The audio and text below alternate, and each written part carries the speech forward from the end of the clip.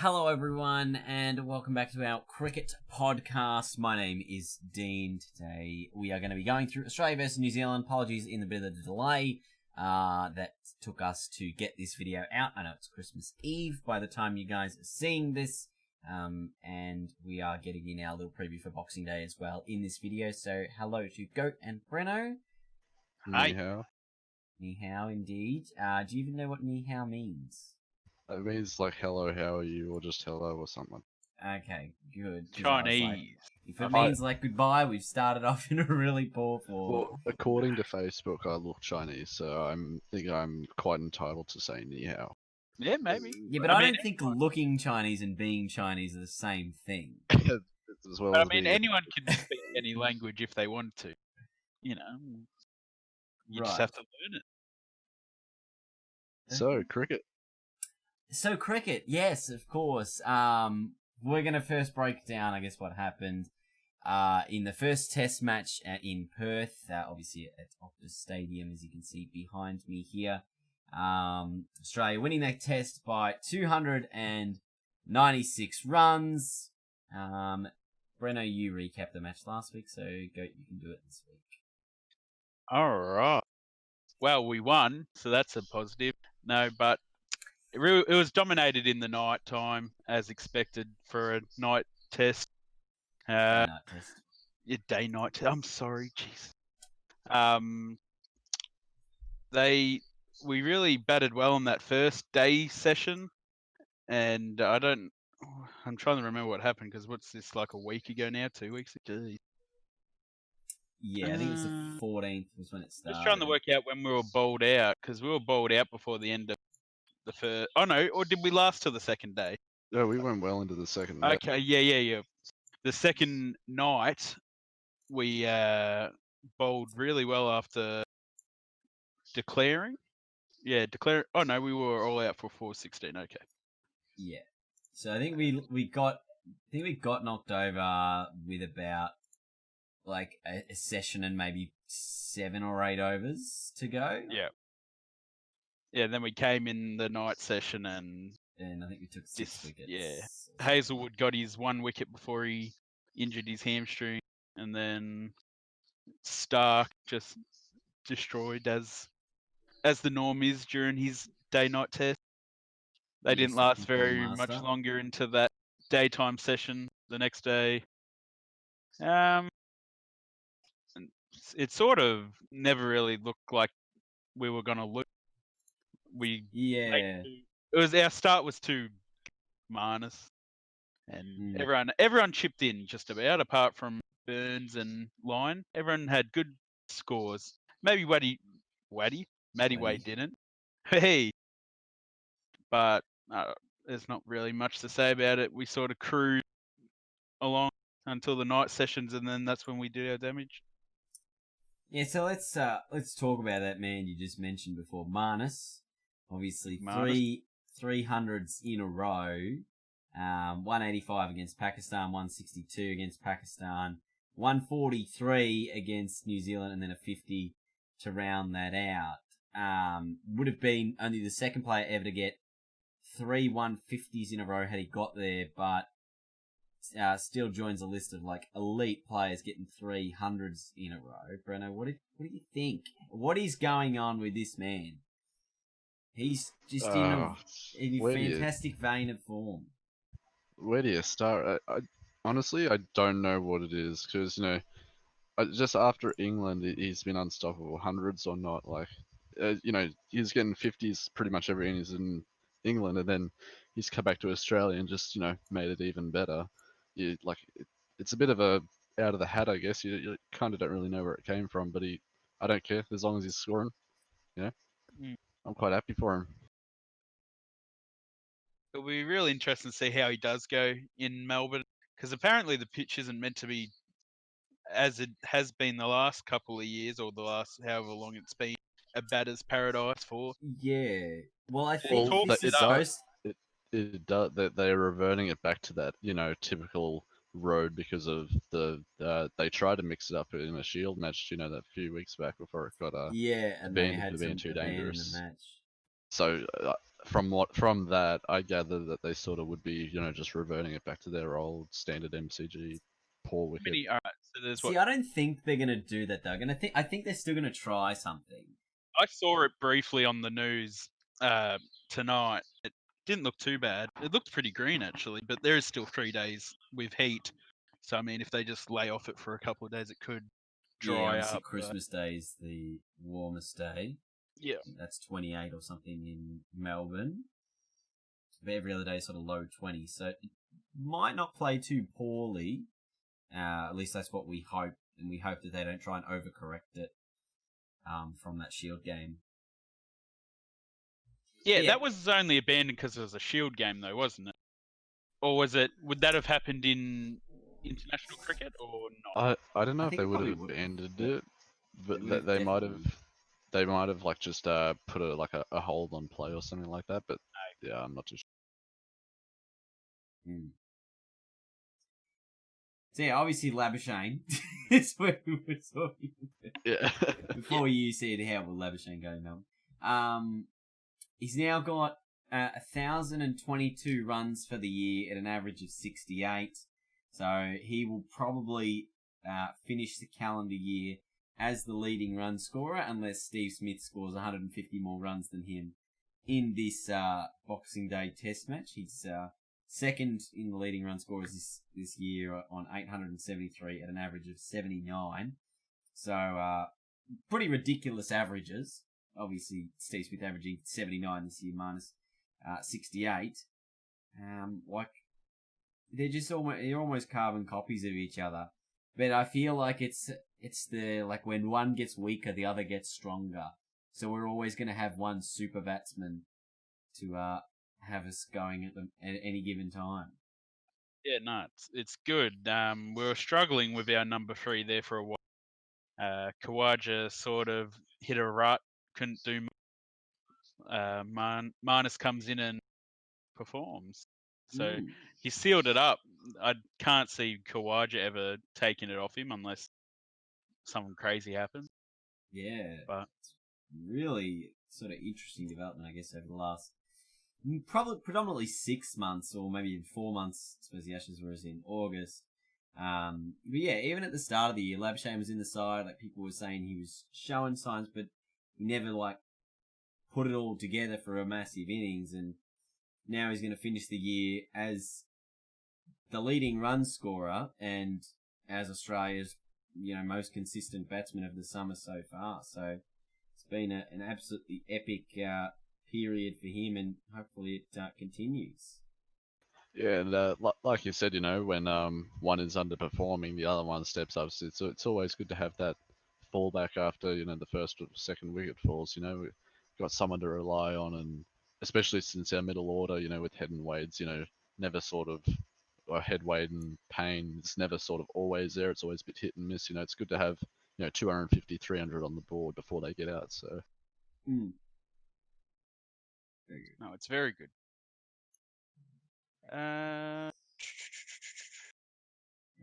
Talking about Head and Wade, they could be fighting for. They're in a similar spot at the moment. They're both not really taking the world by storm.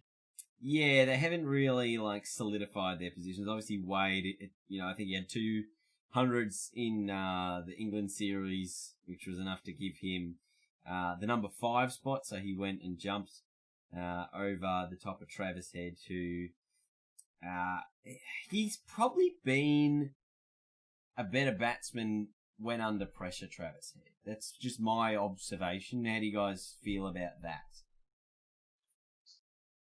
Well, like I'd like to think Travis Head is, more of your, we're in danger. We need somebody, go and block it. He's almost like a night watchman, but actually good. Whereas Wade can score runs quickly, like strike rate of 70, 80. Like if we need someone to score, like score 50 but quickly, we can send Wade out. But if we need someone to, bat out the day, see out the tail with Payne and from down, Payne and the bowlers, Head is well suited to that role. So they both have their perks and unique sort of abilities, but I think it works quite well. Yeah, because I'm trying to think of, I guess, like Australia's like history with that sort of position, that like 5-6. It's sort of been an all round or a really strong middle order batsman. You know, we've had Mike Hussey there for a long period of time, and he was always, you know, Mr. Cricket, obviously Mr. Consistent as well. In, you know, you always knew what you were going to get from him. And then, you know, Shane Watson was in at 6 for a while as an all rounder. We tried Mitch Marsh. We tried, I think, a couple of other players around that position. And let's look at the scores, I guess, from these guys over the summer so far. So Wade scored a 60 against Pakistan in that first test when there's no pressure on him. I think Australia's, you know, 2 for 500 when he comes in or something like that. 38 not out in the second test against Pakistan. Again, not a lot of work to do. It's a 38 not out. So at number 5, if you're not scoring a heap of runs and you're not out, all the work's been done by the top order. And then in that first test against New Zealand, 12 and 17. So in a game where at least Australia batted twice in that game against New Zealand, more pressure, less results. And that's what I want to see from Matthew Wade. I want to see him doing more of a job in the middle order at number 5, going, all right, team's in trouble, I'm going to make runs. Yeah, I think the Pakistan, it probably wasn't good for him opening up with Pakistan, you know, because coming in at, 350, 400 runs, he was really just out there to have a slog, in my opinion. But with this new pressure, hopefully it'll like, he's still push out averaging some better 42, high I scores. suppose, Oh, over yeah, the Aussie summer. absolutely. So it's not like it's bad or anything, but I'm just looking at that one New Zealand test so far, and I'm like, against a real high-quality test match side, which New Zealand are, who were a bowler down, let's not forget that, for him to be making, very close to single-figure scores, not really what you want from your middle-order player, who's, in as a specialist batsman. Does need show a bit more respect to the bowlers, but that'll come, I'm sure. We've still got another, one test, 2 tests? Yeah, One. 2 more tests. Two. Boxing Day and then SCG. Yeah. Do you want to say anything about Trav Head? No, I like him. I like that he can bowl as well. Yeah, he bowled a few overs, Travis Head, in that. He didn't take it. Did he take any wickets? I don't think so. No, he didn't. But Matty Wade did also bowl, which was interesting. Yeah, he bowled with the new ball when Hazelwood was out. But I suppose, he did a job, Travis Head, with the ball. Like, that second innings, bulk of the overs between the main 3 with no Hazelwood, Head and Labuschagne, the 10 overs between them. But they held up an end. They only went at 2.5 and over. Yeah, Which is all you ask from them. I don't mind Head. If you need someone to churn out some overs, whether you're behind in the over rate or just to slow down the play a bit, Head's definitely a viable option. And then when you're tying with Labuschagne at the other end, it's a good little way to sort of slow down some momentum if New Zealand has it. Yeah. And he actually got a bat. Hey. Yes, he actually did get to bat this game as well. Yeah. All right, gentlemen. Mitchell Starc played 1 test in the Ashes. He's now I was disgusted. He's now taken 23 wickets in the first 3 tests of this Australian summer, including 9 in that pink ball test in Perth. Obviously, numbers may be skewed a little bit given there was 2 day-nighters in there, but for him to be the one question mark, I suppose, on Australia's bowling going in, to now be the leading wicket taker, it's been a very good recovery, I think. I mean, it is also different conditions to England, but still, you have to get up there and put yourself up there and play. And he's done really well to come back from that one test, in England. Yeah. Like, I am surprised that they did play, I think they played Siddle? Pattinson and Siddle in the same test at one point, and I just thought it was a bit strange to not have the strike bowling of Mitchell Starc, especially would have needed him in Headingley. Australia would have won that test match. Sure, he would have got Jack Leach on, I reckon, or even put Ben Stokes under a bit more pressure. So Didn't Siddle get injured in that one too? Or was that the last test that Siddle got injured in? I know he got injured in one of them. yeah, I'm not too sure on that one. Yeah, couldn't tell you. But yeah, I thought it was a bit of a strange decision in England, but glad that he's back in Australia. He's always been a bit of a weapon. Has a few loose moments from time to time, but generally you can rely on him to get a handful of wickets each time. And yeah, so I think he's put all the sort of doubters to rest. Yeah, certainly come good. Snopes fact check there. Siddle did have a hip injury for most of the final test. Right. There you go. Yes, and they had who else they have? They had Mitchell Marsh in that test as well. I think. But yeah, it's funny to see Starc say that he prefers the red ball cricket, yet he's so good at the pink ball. It's crazy. Well, I suppose you want to be like, red ball's more like the traditional thing. Where you really when like you that. you play about one pink ball test per year. So I mean, the red thing, the red ball is more of a prestigious, I guess, if you could call it that thing. He did very well. I wish he took his a fifer in the second innings for New Zealand. I think he got stuck on 4. Yeah, he got stuck on 4. Yeah, 4. So he ended up with 9, 5, and 4. 4 in that one. Before we go through our player ratings, I want to quickly talk about the New Zealand openers, because this is probably their only area, I guess, of concern going in. They had a lot of high hopes coming into this game, ignoring the injured Lockie Ferguson for a moment. Obviously, lots of pressure on Jeet Raval. He was getting trash talked that entire second innings. He was out there, made a solid 2 runs for the test. And even Latham, who's probably been one of the best openers in the world the last couple of years, just managing the 18 runs in the second innings without scoring in the first. They're going to need to do something with this opening pair. Whether Raval doesn't play in Boxing Day... Well, he's been dropped. He has? Yes. Well, that's according to ASJ, the New Zealander in the Discord. I was talking to him after the test at night, and he wasn't happy with Jeet. Is it Yeet or Jeet? I think it's Raval. Jeet Raval, yeah. I'll call him Raval because that's easy. You can call him Yeet if you want. Yeet Raval. Yeet Raval did not perform, and he wasn't happy because he didn't really show much against England either. I don't think, did he? Well, yeah, I think he had one game. I was surprised that he was picked for the Australian tour. Like, his bowling is mediocre at best, and his batting isn't anything of note really either. Like, he's got a test average of 30. Oh, here we go. They have changed it. All right, so it says New Zealand have axed Jeet Raval with Tom Blundell coming in. Right. Which is interesting because he's not an opener. I was thinking, yeah, he's not. He's not an opener. But he is going to open the batting. From what this article is telling.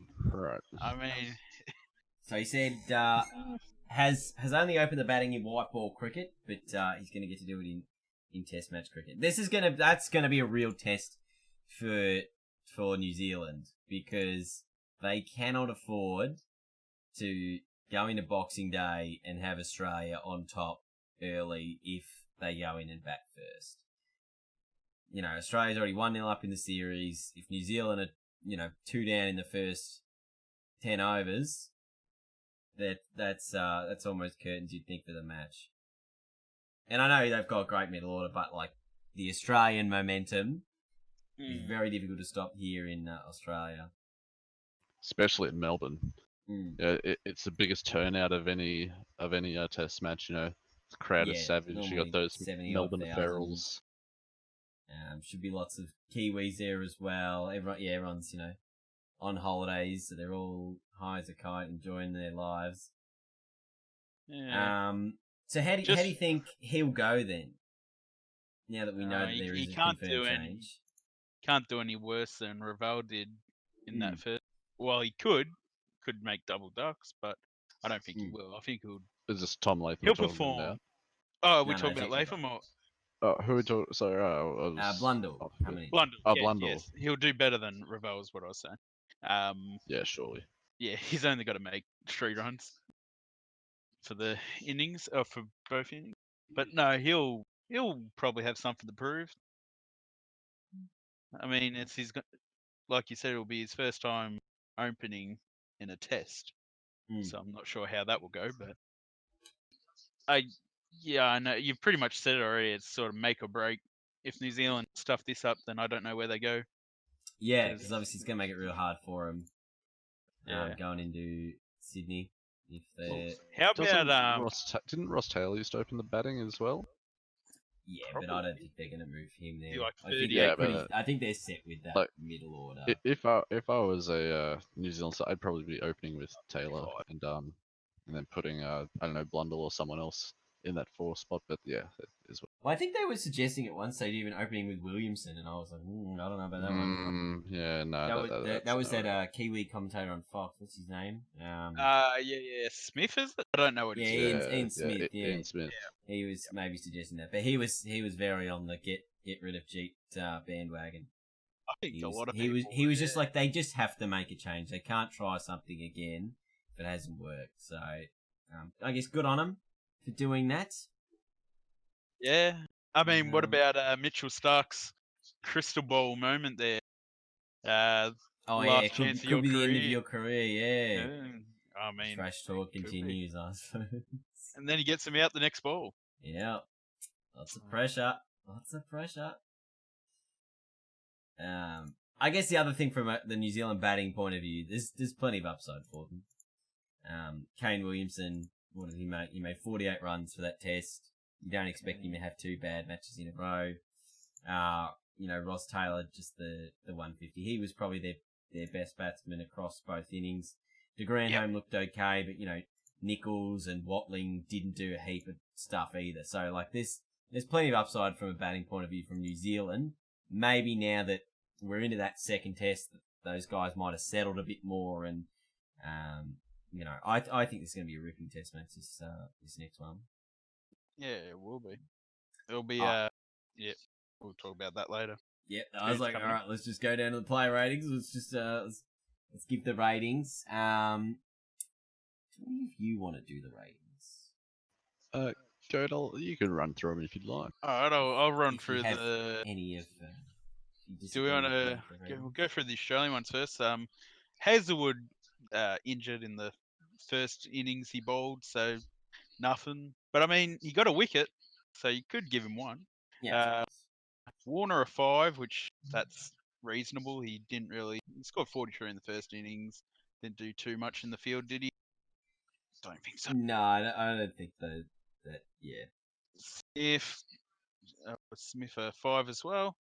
Wade a 5. They sort of performed without performing badly, if that makes sense. They didn't do too bad, but they didn't do too good. Burn 6. Oh, that's. They made a half century in the second innings. Joe Burns. Yeah. I thought that was a little bit better than those other 3. Yeah, I guess.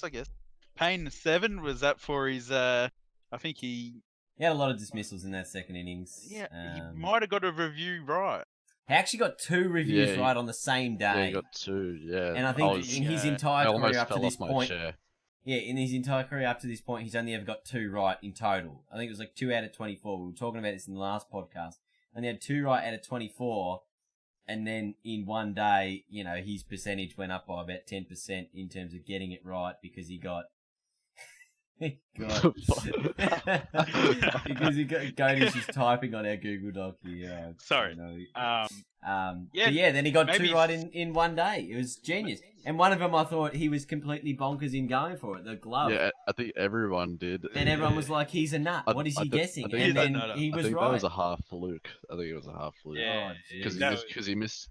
Because he reviewed that one from like 20 meters back off a fast bowler, but he didn't review that. Thick edged, half a foot away from the stump. Oh yeah. Ooh. Although he does need to score some runs because I think next April when Smith's ban is up, Carey could be coming in so pain. That's Carey, of course. Played a good knock in the Big Bash tonight. 55 runs there from 24. It's not bad, striking at 229. Head 7, which is fair enough. 56 in the first inning. Nothing in the set, or 5 in the second, but he bowled clean. He didn't get spanked around the park, so it's always positive. Yeah. Cummins also a 7. Actually, yeah, I'm probably going to give Cummins an 8. He bowled very well without reward. I think that's probably one of the other things we don't always take into consideration. His bowling is very, very good and puts, the batsman under pressure. And while he hasn't necessarily got the reward yet, I reckon he's going to get one of these next tests. Pretty good economy for a fast bowler in a night test. He could have got spanked around the park there during the day, but he held on to it. Line 8, he first innings, I don't remember him doing too much in the bowling. 4 wickets in the second innings. 4 in the second, 2 in the first, yeah. He also didn't get, he did lose some runs, but I guess it doesn't really matter if you're picking up wickets. Let me just check. Yeah. And then Marnus, of course, a 9. Well, another 100 and a 50. 100 and a 50. It's nearly a 10. No. Nearly. No? 9.5? No, I'm going to go a 9.3. All right. 9.3, yeah. 1,000 runs for the year. Massive for that. Yeah, massive for that first innings as well. Yeah. Pretty much set up the game, I suppose. Yeah. And then the Australian big fella, Starc, 9.4. Play the game, Mitchell Starc, 9.5. 9 wickets for the game. Maybe half a wicket in there somewhere if we look back at, you know what I'm saying? Yeah. 23 runs in the second innings, 30 in the first. And they were good runs too. He was hitting it clean. He was throwing it around, yeah. 53 runs and 9 wickets. Not bad at all. It's a good game. It's very Mitchell Johnson, isn't it? Mitchell Johnson, yes. when he would come out with a bat and he would score runs, you knew he was going to bowl well. I reckon Stark's the exact same. Just needs to grow the mustache out, and he'll be all set. New Zealand. Ferguson. I'll run through the New Zealand. You go for these. Yeah. Ferguson obviously injured. Can't really. He did get about 9 bounces in the 9 balls he faced for the test, so it was a nice little reminder of Australia. But Jeet Raval, it says 2 here for the amount of runs he got, but I'd be inclined to give that 0.2. Yeah, maybe go a bit lower than that. Yeah, has now been dropped anyway for Boxing Day. So whether we see Jeet Raval in Test match cricket again remains to be seen. It's a cruel game sometimes, isn't it? Very much so, yeah. Latham a 3, also a little disappointing. I was expecting a little bit more, but he just needs to score some more runs and get involved a bit more. Williamson a 4 also, yeah. It was crucial that Australia got him out, so I think, but he'll surely improve, so you can probably expect a bounce back. Nichols also a 4, just very average game. Yeah, didn't score much in the first innings. 21 in the second. Yeah. And did he bowl? Did he bowl at all? No. No, he didn't. No. And Watling a 5 had a bit of an average game, so 5's probably fair. He had that 40 odd, I think, in the second innings. Yeah, 40. Who else we got down here? Taylor 7. Yeah. So what? He had a decent helping runs in the first. Yeah. Easily the best batsman. Although de Grandhomme did spank them around a bit as well. De Grandhomme, very similar to Wade, I think, in that he can go out there and score quick runs and big runs as well. But handy he also bowler as well. Got the first very handy bowler, yeah.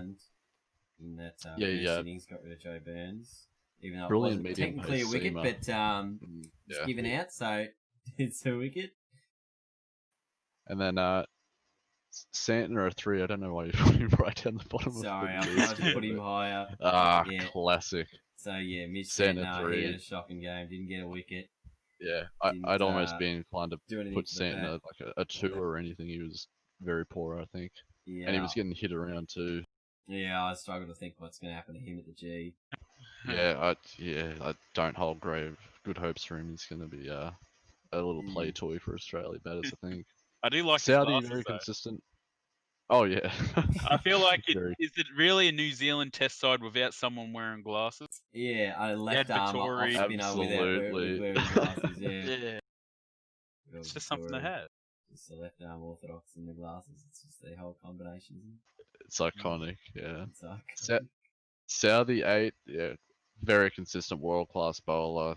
Didn't stray away from that in this test, and test just gone, and yeah, he's held his place for another good solid while. And Wagner as well, 8.5 down here. Honestly, he probably was better than Saudi on the bowling side. He's very consistent, able to get the key wickets. What do you he get, 5 just for the kept match? charging in again and again and again. I did like him and Matty Wade's little war Mm. they had there. That first innings, Wagner bowled 37 overs. Oof. That's crazy. He had 7 wickets for the match. Yeah, And then very another handy 23. indeed. That's what 60 overs for the game. That's a hell of an effort for a quick. Very he was only average like his economy rate 2.5 in both innings as well, so he was able to bowl those millions of overs, get wickets, and bowl very cleanly as well. So very well done to him in this match, and it'll be good to see him in the next one at the G. He's got a very good bouncer. Yeah, he our top 6 all went out to bouncers. Hardly call Matthew Wade getting a bouncer, little knee height. He is like 5'2", so I mean, a little bit short pitch, but semi bounces. And that catch by Wagner to get Warner out, that was pretty good. Is that the caught and bowled? Yeah. Yeah. Celebrating before he caught it. It's crazy. Freakish. All right, as always, if you disagree with any of our player ratings, we don't care. Player ratings, just put your own in the comments, and we'll complain about it. Yeah, We'll I'll like every comment. Lunch. All right, let's move on from Perth. Let's go to the G. Boxing Day test, biggest test match of the year in Australia every time, in terms of crowd anyway, I suppose. Yeah. What are we expecting? There's so many questions this test is going to throw up. First of all, the pitch is like the biggest thing. We've got the bowling changes. James Pattinson's been confirmed to come in for Australia. Trent Boult is all but certain to replace Lockie Ferguson, and obviously we've got now Tom Blundell coming in for Jeet Raval for New Zealand. So a couple of changes for the Kiwis there. First thoughts, reactions, anyone? I guess it really depends on what the wicket is. The MCG curators they're talking a good game, but who knows? They always talk a good game, and they like to say that they know what happened with that last pitch that was terrible, but who knows? Yeah, they say they know what happened and then spent the next 3 sessions rolling it out only for it to get a ban. Yeah, definitely know what happened. Yeah. I think I'm talking about the. Aren't they talking about? It wasn't last year's Boxing Day test like terrible. It was rated poorly by the ICC. Yeah. And the year before it was rated average or something like that. So or below average or something. Or below average, yeah. So, yeah, but I think if they get into the poor, then they get banned for a year, which I don't think the ICC will do anyway because money. Because the MCG. Money. Yeah. But obviously, I think this is the first year of those new drop-ins. That's why I think there's the uncertainty as to how it's going to go, because I remember last year they were making all that big debacle over, we're not getting the new drop-ins till next year, how do we fix it for this year? 80,000 expected for that first day? Well, I'm expected to be going. Yeah, well, I mean, you've got what? There's a you've lot nearly of got 50,000 subscribers, so I mean, take they'll every be there. single one of your subscribers and bang. There you go. So I'll be at the Boxing Day test day 1. I'll be probably sitting up in the southern stand, or actually no, I'll try to avoid the southern stand. That's the sun. I don't want to sit in the sun. I'll try and sit in the Olympic stand or the Ponsford stand. up on Start level the 4. beer There's snake. where the GA area is. Yeah, we'll start a beer snake.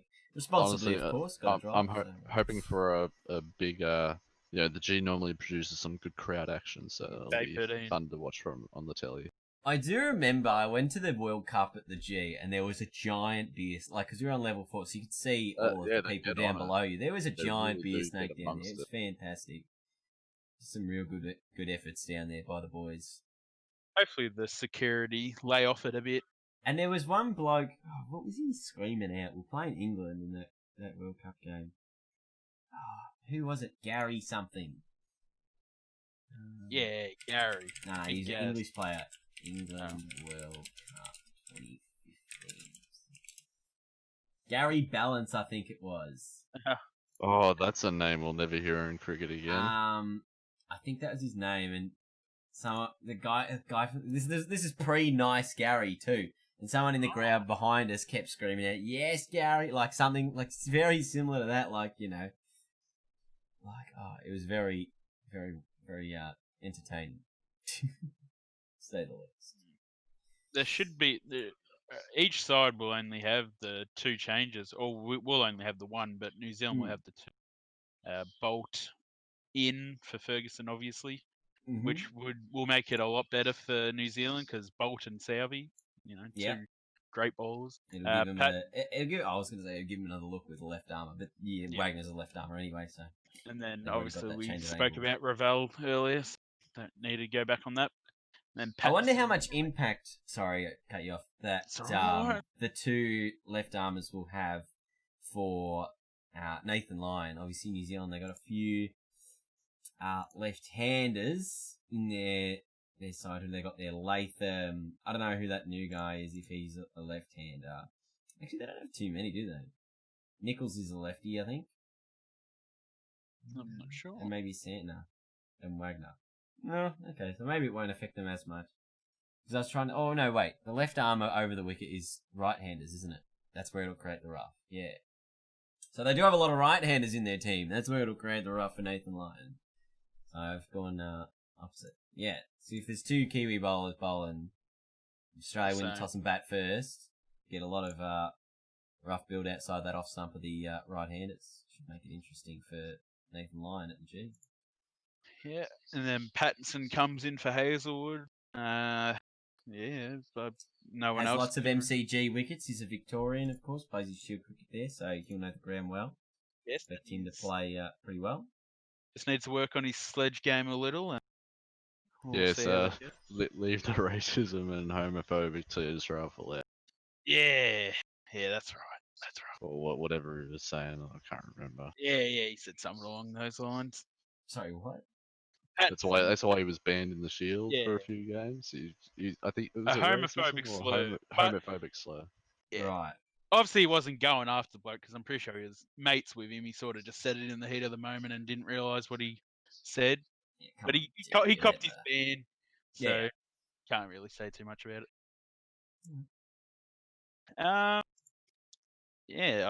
I think we'll win again.